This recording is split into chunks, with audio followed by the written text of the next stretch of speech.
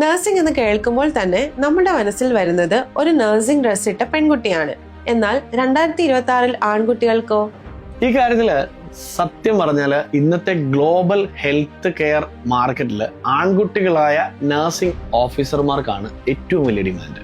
പക്ഷെ പലരും ഇപ്പോഴും പഴയ ചിന്താഗതി തന്നെയാണ്. സമൂഹത്തിന്റെ കാഴ്ചപ്പാട് ഭയന്ന് നഴ്സിംഗ് ആഗ്രഹമുണ്ടായിട്ടും ആ വഴിക്ക് വരാത്ത ഒരുപാട് മിടുക്കരായ ആൺകുട്ടികളുണ്ട്.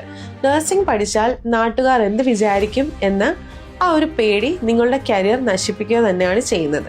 ശരിക്കും പറഞ്ഞാല് ഈ ഒരു പേടി കാരണം അവർക്ക് നഷ്ടപ്പെടുന്നത് ലോകം മുഴുവൻ സഞ്ചരിക്കാനും ഉയർന്ന നിലയിൽ എത്താനുമുള്ള ഒരു ഗ്ലോബൽ പാസ്പോർട്ട് ആണ്. വിദേശ രാജ്യങ്ങളിലും വലിയ മൾട്ടി സ്പെഷ്യാലിറ്റി ഹോസ്പിറ്റലുകളിലും ഇന്ന് മെയിൽ നേഴ്സുമാരുടെ സേവനം വളരെ അനിവാര്യമായി മാറിക്കൊണ്ടിരിക്കുകയാണ്.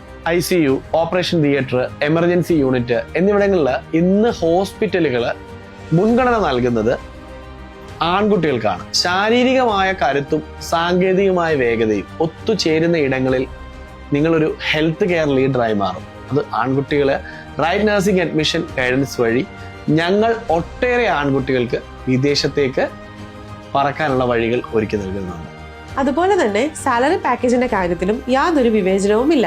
ജർമ്മനിയിലും UK-യിലും നഴ്സിംഗ് ഓഫീസർ പോസ്റ്റിൽ ജോലി ചെയ്യുന്ന ആൺകുട്ടികൾ ലക്ഷങ്ങളാണ് ശമ്പളം വാങ്ങുന്നത്.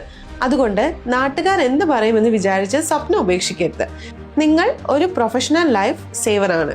അതെ, നഴ്സിംഗ് പഠിക്കാൻ താല്പര്യമുള്ള നിങ്ങളുടെ ആൺ സുഹൃത്തുക്കൾക്ക് ഈ വീഡിയോ ഷെയർ ചെയ്യുക. നിങ്ങളുടെ അഭിപ്രായം താഴെ കമന്റ് ചെയ്യൂ. നാളെ ഞാനും റൈന മാമും പറയും ഫസ്റ്റ് ഇയർ നഴ്സിംഗിലെ സിലബസ് ഷോക്കിനെ കുറിച്ച്.